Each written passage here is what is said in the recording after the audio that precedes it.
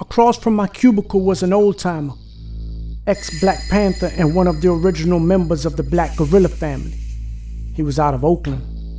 He didn't like to be called OT or OG, so we called him by his name, Charlie Mo.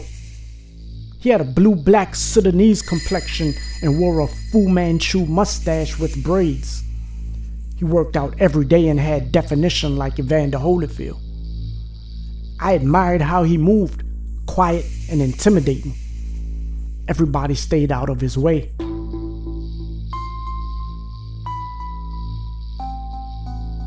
He would put baby oil all over his body and lift weights on the yard in the blazing sun, topless. His skin was pitch black and thick like rubber.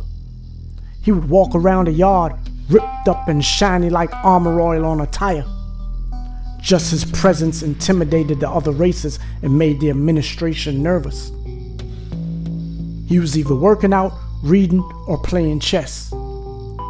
By the first week there, he called me over to his cubicle and asked my age.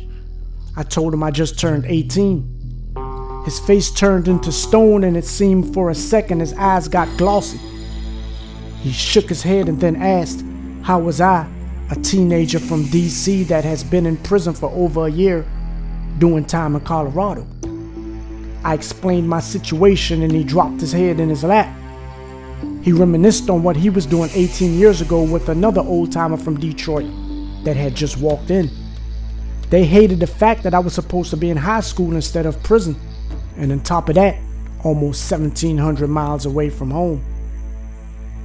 He saw me staring at his chessboard, so he offered to teach me how to play. I immediately jumped on it. For the first 2 weeks, he taught me how to move strategically as we played chess. I played him every day until I was able to beat him. He schooled me to stories of the past and predictions of the future. He reminded me of who my real enemy was, and it wasn't the people who looked like me. He taught me about Minister Farrakhan, Malcolm X, Dr. Khalid Muhammad, Ivan Van Sertima, and the Soledad Brothers.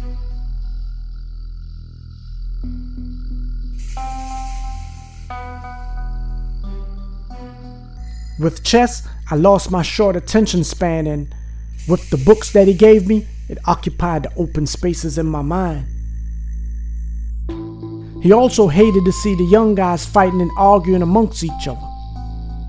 But if we had a problem with another race, he would encourage us to take action, but would also tell us to always play above the shoulders.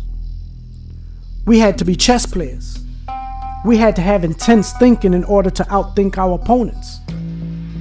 He instilled in me that every movement of a soldier was based on survival. He walked with his head slightly tilted down to protect the chin. A thick beard was to protect the throat. Thick hair was to soften the head blows. He worked on his stomach, chest, and back 3 times a week. The muscles was to stop a knife from puncturing vital organs. He always kept his shirt collar up to protect the neck and worked on his wrists daily so the grip on his knife was impenetrable. Burpees was for stamina. Curls were for headlocks and squats were for body slams. I grew up in Chocolate City, and although it was the center of the federal government, which is usually dominated by conservatives, DC was very liberal. I never dealt with blatant racism until I went into the courts and the federal prison system. As soon as I had gotten onto the compound, I had noticed that a lot of white boys had white pride tattoos down their triceps. I noticed swastikas, thunderbolts, SS and Hitler tattoos being worn openly. I saw the number 88 and the number 14 meshed into their tattoos also. It was 1989, so I thought they might have gotten a tattoo last year for something significant in their lives. But deep inside, I sensed gang symbolism. So I asked Charlie Mo what they meant. He said 8 represented the 8th letter of the alphabet, H, and 88 stood for HH, which stood for Hail Hitler. They were Nazis. 14 stood for the 14 words that they lived by. We must secure the existence of our people and the future for white children. It also meant because the beauty of the white Aryan woman must not be perished from earth. All of this was new and a wake-up call for me. What really confused me was they were mostly from predominantly white states and white communities, which meant they most likely had a white victim, was most likely arrested by white cops, prosecuted by a white prosecutor, found guilty by a white jury and sentenced by a white judge. And now they were in prison ran by a white staff with a white warden.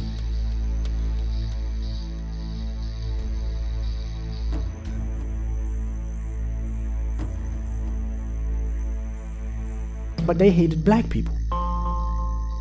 They were losers that probably came from 5 generations of losers. But they hated me. I was confused and I couldn't comprehend this, especially in a country where they had all the advantages, yet they were still losing. Maybe it was inherent for them to hate, or maybe they just held deeply embedded jealousy. Then I thought to myself, maybe they were the ones that were confused, not me.